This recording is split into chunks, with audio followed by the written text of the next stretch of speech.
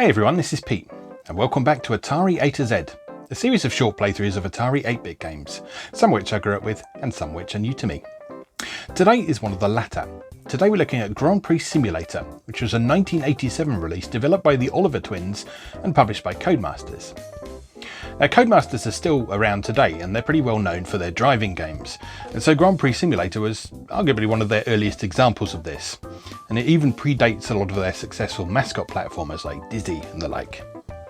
So Grand Prix Simulator is a top-down racing game that was actually developed as a sort of spiritual successor to Codemasters' earlier BMX simulator.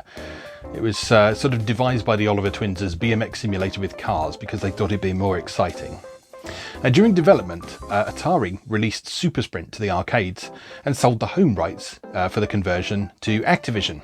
Activision promptly sued Codemasters on the grounds that Grand Prix Simulator was a bit too similar to Super Sprint for their liking, and demanded that it be removed from sale.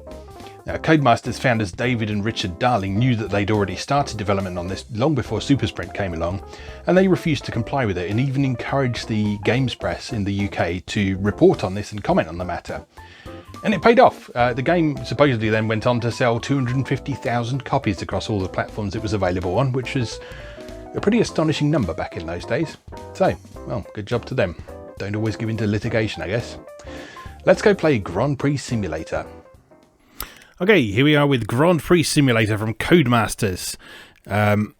So, I've not played this a lot before, but I do remember back in the day seeing this and being a little bit peeved that they called it Simulator when it was actually a top-down racing game. But aside from that, that's my sole experience with this game.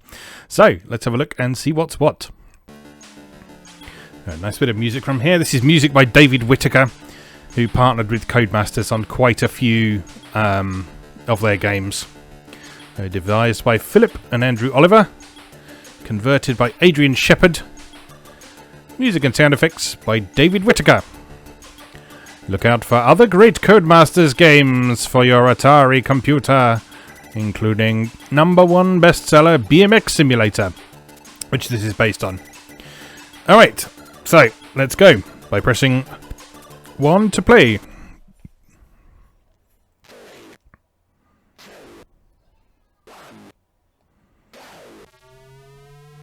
And we have a bit of digitized speech, which is cool. Whoops. I am the crimson coloured car, if that wasn't already obvious by the woeful driving going on.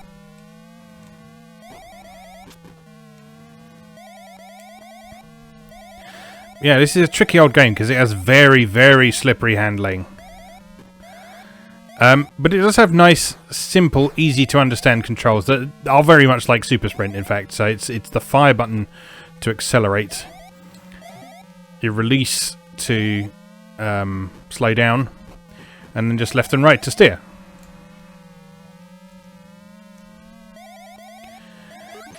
And then, as well as the timer, you can also collect those flashing objects on the track for points. So you get points at the end of the race, assuming you win, depending on how well you performed. And then all those glowy objects are for bonus points as well. Oh dear, I don't think I'm going to win this one. Well, unless I can sneak past him on the... oh no! Oh, disappointing. It's all over already. Car 1, game over. That was impressive digitized speech for the day, believe it or not. Alright, let's just try it again. 600 points, that was terrible. Alright, once more. Ready, begin.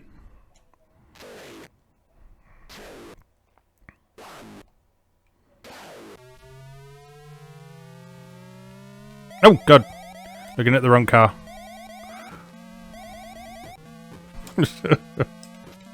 This game is so stupid. I love it. You remember how in past episodes I've talked a bit about how I always had trouble with like turn and thrust spaceship games, as I call them. Yeah, well, this is that taken to the extreme.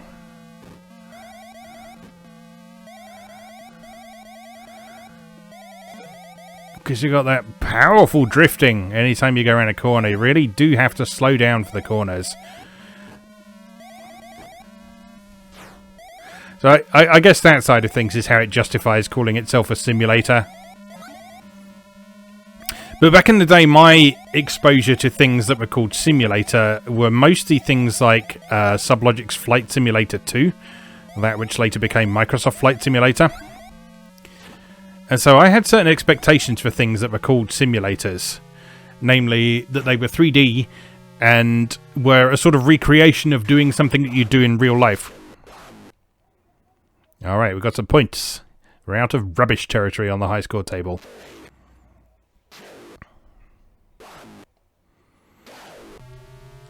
Yeah, so I had certain expectations in place for what I thought a simulator was. And basically what we're seeing here was not that. And so that kind of put me off wanting to try this game when I was a kid. So this is really my first time playing it, but you know what? You get your head around the incredibly slippery controls, and it's actually pretty fun. And I can see the two-player mode being a lot of fun too. So in two-player mode, you have you and a friend, and also the computer car. So there's 3 of you racing on the track. Again, much like Super Sprint.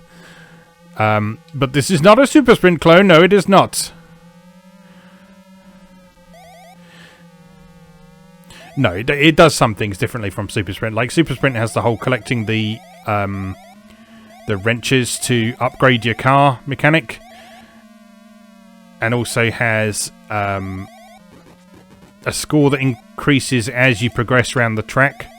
Rather than, I think you get points when you're out in front in Super Sprint, if I remember rightly. That's certainly how the old Sprint game worked. If you watch the Atari A to Z flashback series, you will have seen Sprint 2 on that, and that is the predecessor of what would become Super Sprint. Out of the way, I want to win. Yay! So the races on this are very close. Part of the thing that slippery handling provides is it means that both you and the computer can mess up at a moment's notice. And that makes for pretty interesting races, actually.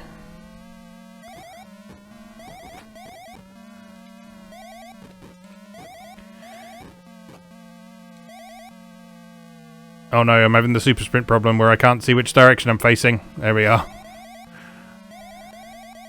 Yeah, it's nice that the computer racer is fallible as well. So rather than just racing around the track on the perfect line, the computer racer is actually making mistakes and bumping into walls and stuff as well. So it gives you a bit of a chance to catch up. That said, I'm not sure it's going to be enough this time around. I think he's just too far ahead.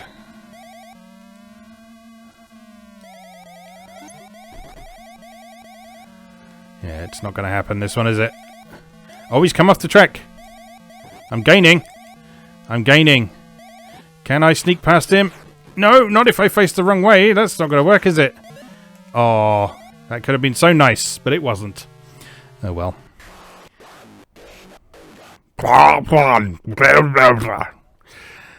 I shouldn't take the piss. Like I say, that was impressive at the time. Let's have another go. This is... Oh, I can put my name in. Pete. I'm somewhere between fair and good. That's always a nice place to be, isn't it? Nothing like being damned with faint praise. Alright.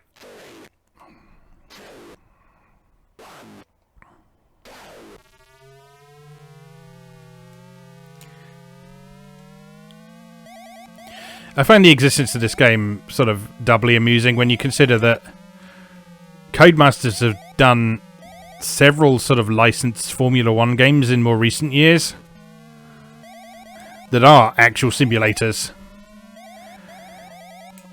And then you look back on this one with its little rectangles.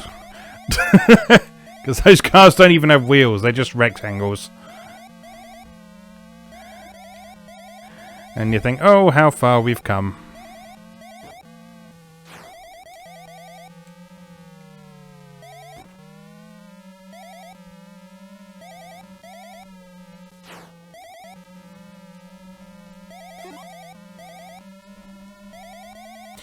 Oh, I think I understand what's tricky about the handling, actually. It's the fact that if you turn, you don't necessarily start accelerating in that direction. You kind of continue, you turn, but you don't really start moving in that direction until you hit the accelerator while facing that other way. So it's very much like the sort of momentum-driven spaceships and stuff like asteroids and so on, where you can face one direction and move in another one. Which obviously is not terribly realistic. But it does certainly make for a distinctive set of mechanics that you need to get your head around before you can master this game.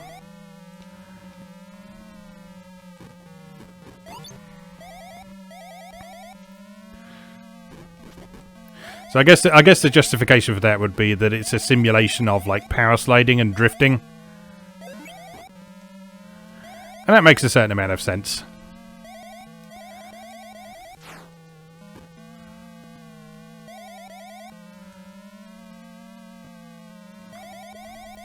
I'll say though, these sound effects are horrendous. The Atari was capable of much better engine sound effects than this was. Just whack a bit of distortion on there, that's all it needs.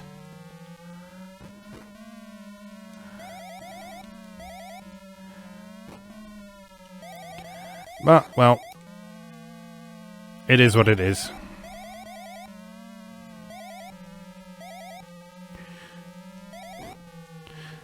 Yeah, so this is definitely a game that rewards sort of more careful play than you might typically expect from a racing game, a sort of arcadey style racing game.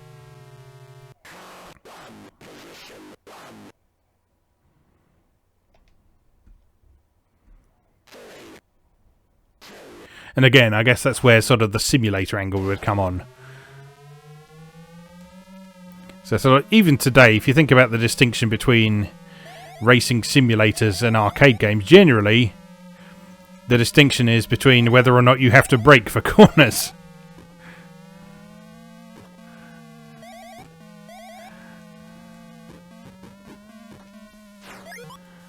So that is very much something you have to do in the Gran Turismos of this world, and indeed the Formula 1 games. If we still get those, I've not played a modern Formula 1 game for many years at this point, so I assume they're still doing them. But yeah, compare something like that to like Ridge Racer or something like that, or even like Sega's Virtua Racing, if you want to be roughly equivalent. And yeah, the difference is pretty much always, can you hammer it around corners, or do you have to slow down?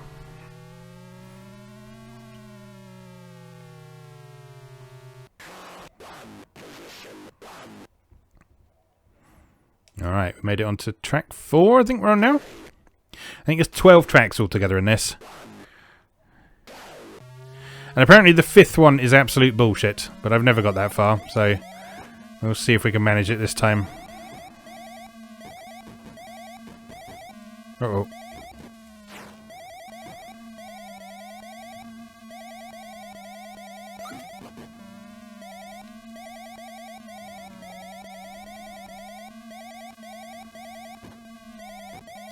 Apparently you can also get disqualified in this game by crashing. I don't know exactly how you do that, but given that you just seem to sort of grind to a halt when you slam into most things. Maybe it's a matter of you crash too much. That wasn't good, was it?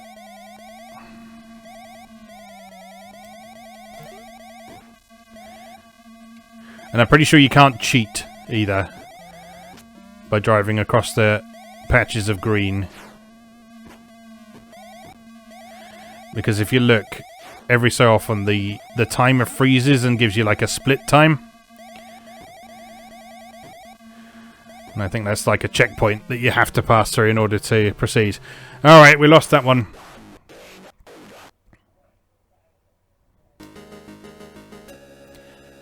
Alright, well, I think we've seen most of what that game has to offer now. So, yeah, that's not bad at all, actually. I quite enjoyed that. So, like, despite the primitive graphics, the gameplay's pretty solid. The soundtrack's obviously very good, as you'd expect from David Whittaker, if you're familiar with his work at all. And yeah, it's a decent example of what Codemasters was up to in the 8-bit era. And yeah, decent little pocket money game that. So, as always, thank you very much for watching, and I'll see you again next time.